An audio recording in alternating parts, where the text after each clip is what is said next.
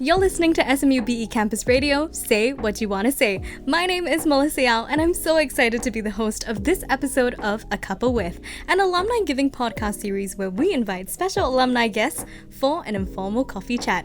These conversations will take us through their life journey, their careers, what success means to them, as well as touch on diverse perspectives on creating meaningful impact through their work, projects, or life. Today, I'm really honored to have Miss Pamela Seow, who's from one of the pioneering classes of 2005 from the Lee Kong Chian School of Business. She's currently the Assistant General Manager at Poh Heng, a beloved heritage brand who's been a leader in the industry for the last 73 years. I already know this conversation is going to be a great one. Sit back, relax, and enjoy a cuppa with Pamela Seow.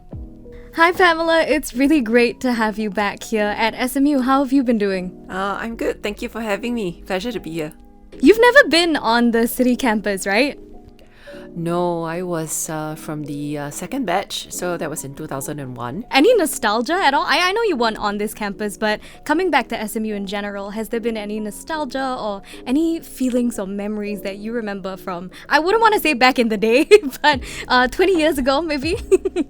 The campus was very different before. I mean, it was much smaller in the old campus. And, because the intake was, at least at that time, the batches were so small, you saw the same people every day and you practically knew everyone. So I can't imagine being in a very large campus right now, actually. I think I'll be a bit lost. On the topic of SMU, has there been sort of like the deepest lesson that you've learned here or your greatest memory that you have? Actually, my time in SMU was the best time ever. I mean, I met really good friends that we are still in touch with up to today. So I think what I really took away from here was not just the education, it was also the friendships, the relationships. The education here during when I was in SMU was quite different as well.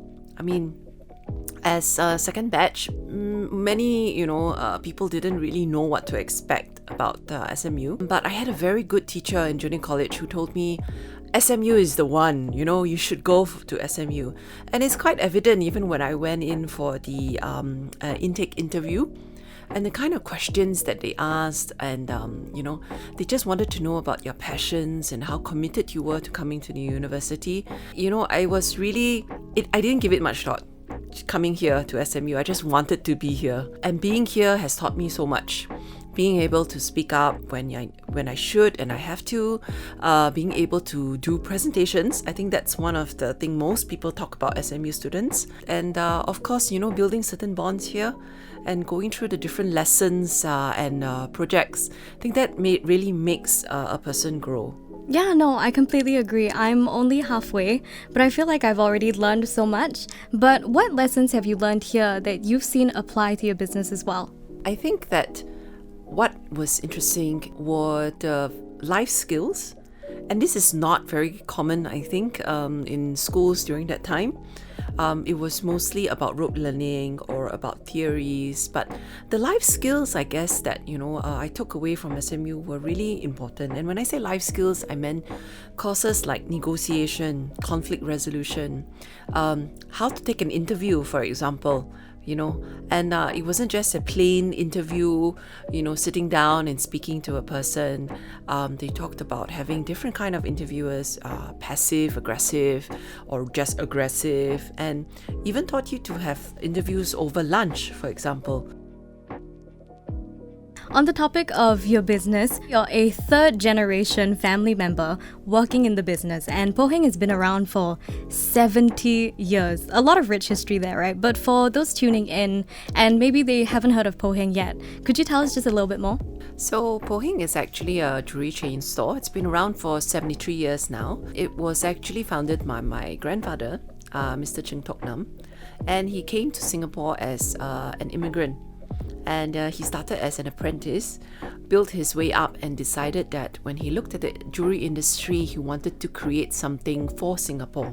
So he was an extremely good leader in a sense as well, having this philosophy that was all about trust, because back then, and even now, trust is a very important value to have. So that's what Poh Heng is actually built on.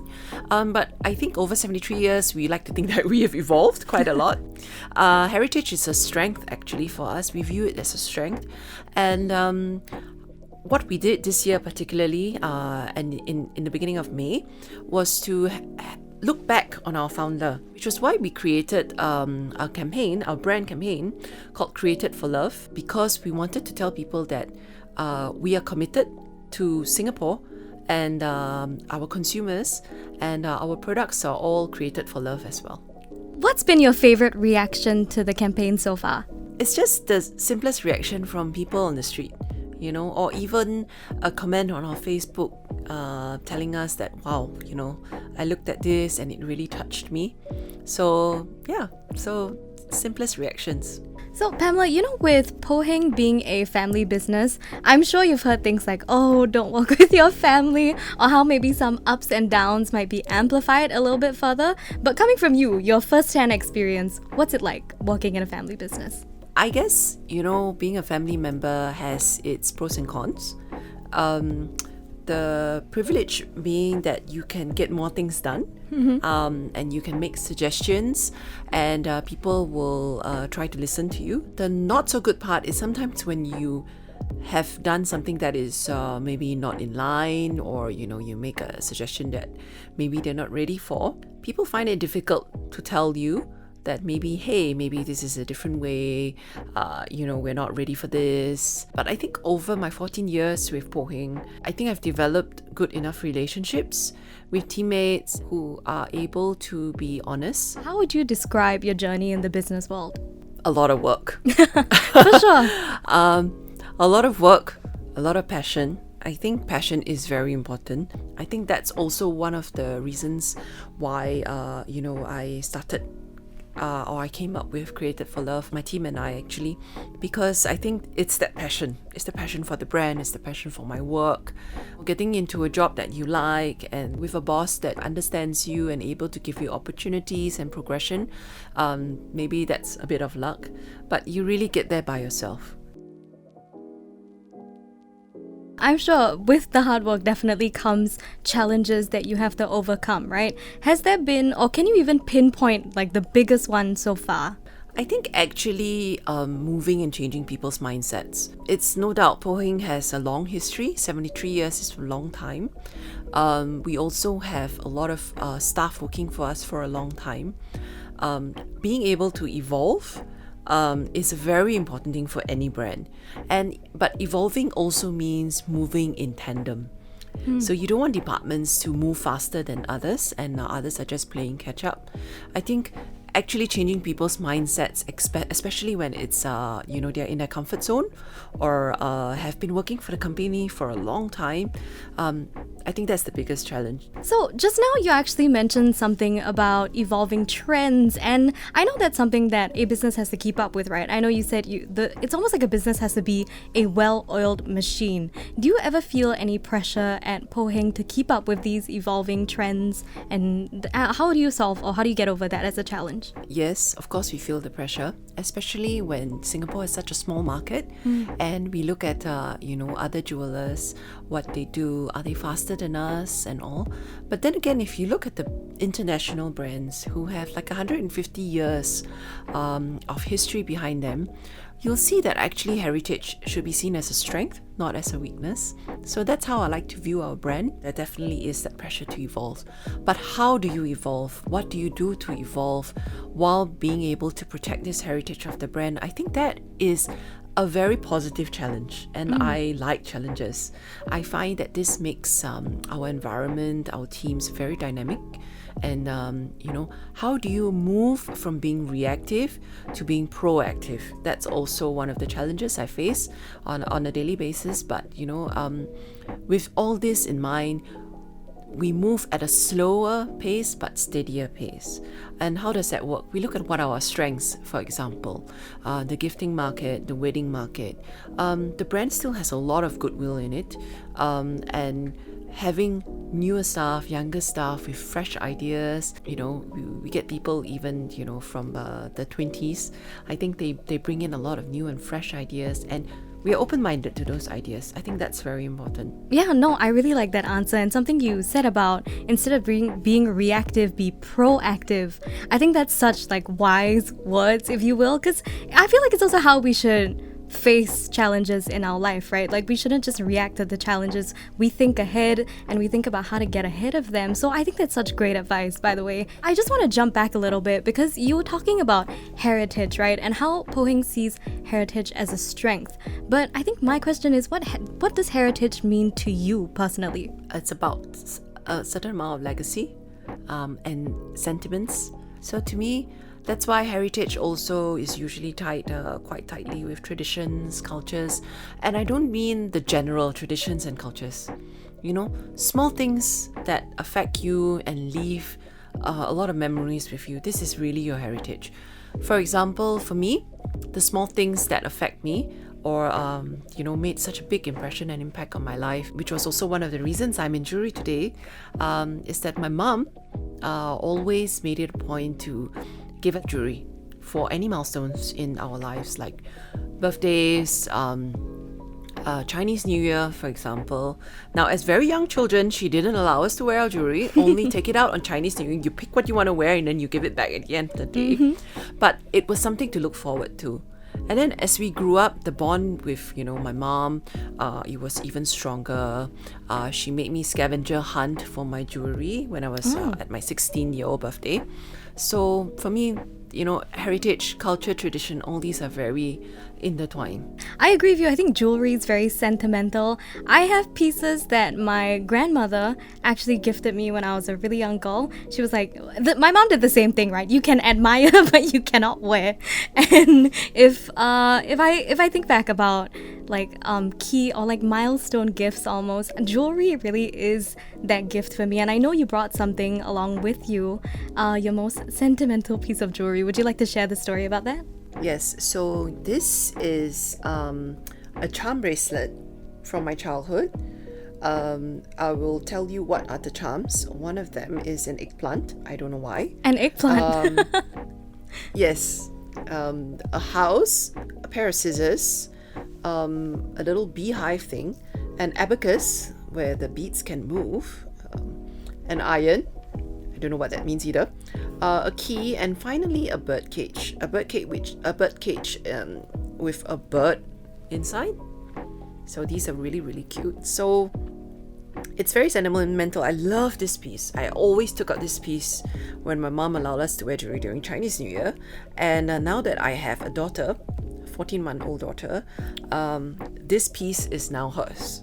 Oh, that's so nice. Yes, so legacy pieces, just, being passed on. So of course I tried to let her wear it during Chinese New Year.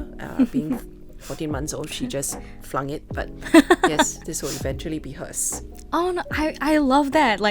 Honestly, I got chills when you said that it's now hers, because it really is that story of heritage and legacy, right? It gets passed down from one person to the next and to the next, and it tells a story almost. And it's a story that's very sentimental, story that's very precious. And I think that's what I appreciate about Poh Heng as a brand. It's a a lot of love that's being passed down, right? Which I assume also relates back to the Created for Love campaign that you guys just did. Yes, I think you said it, you nailed it immediately. You talked about story. And I think that's how we connect with our audiences. Being able to tell a story, it's either a story of past or, present, future, something that actually keeps you connected, and jewelry is different. Because you look at it, when you received it, what feelings it brought back to you. I can't wait for your daughter to grow up and for you to give it to her and for her to hear the stories about where that bracelet has been before her. Alright, Pamela, so I was actually wondering, is there a particular cause that you're passionate about? I actually have a passion for saving animals. What kind of animals? Any specific ones or all animals? I mean, all animals. Now I can't really foster anymore, but I used to foster cats. I have 3, all rescues. One has one eye, one is completely normal, and one is a white cat who had skin cancer, so his ear flaps had to be removed. So yes, now that I can't foster cats anymore, what I do is I try to donate to individual rescuers who need funds to help cats, let's say in the Ang Mo Kio abuse cases and all. So I think it's quite noble and it's quite a tough job actually. So that's what I'm very passionate about in terms of causes, animal causes. In fact, so passionate that we even featured like a rescued cat in our Instagram recently, and he got the most number of engagement likes, and people were telling us, wow, I can't believe you featured a cat modeling jewelry. The cat deserved all the attention and the likes and the cat received, for sure. Absolutely. And actually, on that note, right, looking towards the future, are there any other causes that you're keen to support or any other areas of interest that you want to pursue, I guess, in terms of putting good out there in this society? Yes, for myself as well as for the company. The company also identified with causes such as helping children with education. We think that education is very important because it's a good stepping stone, and also, I guess in general, keeping them out of trouble. So one of the things that I think we just had a donation to was a 4 p.m. association. So they are run by the Malay Association, where they do Ramadan meals, they do friends mentoring children after school care, precisely the cause that we do support. So I think that's something that we'll probably go into more. Before you go, I know you said that the best time of your life was in SMU. And what do you think you would tell yourself back then? Or maybe to the students, or something that a piece of advice you'd like to offer them? So actually, I brought a quote. It's been on my fridge, so pardon the dirt, for a long time. So I'll just read a quote to you. It says, walk with the dreamers, the believers, the courageous, the cheerful, the planners, the doers, the successful people with their heads in the clouds and their feet on the ground. So I would say that this is something that really resonates with me. And, I like everyone in SMU, to take with them in their life journeys as well, to know that, and this is something that I feel SMU really embodies. They teach you to believe, to dream, and at the same time giving you the life skills.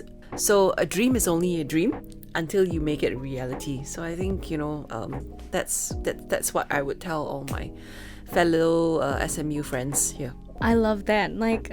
It's such good advice, and I really hope that everybody does take it to heart. And I don't think I could have wrapped this up in a nicer way, but thank you so much, Pamela, for being here with me and for sharing about you, about Poh Heng, and about all the lessons that you've learned in SMU. I'm sure all the students will appreciate it. I really have. So thank you so much for being here with us today. Thank you, Melissa. Thanks for having me. And with that, we've come to the end of today's episode of A Cuppa with Pamela Seow. Thank you so much for joining me on this episode of A Cuppa with. My name is Melissa Yao from SMU BE Campus Radio. Say what you want to say.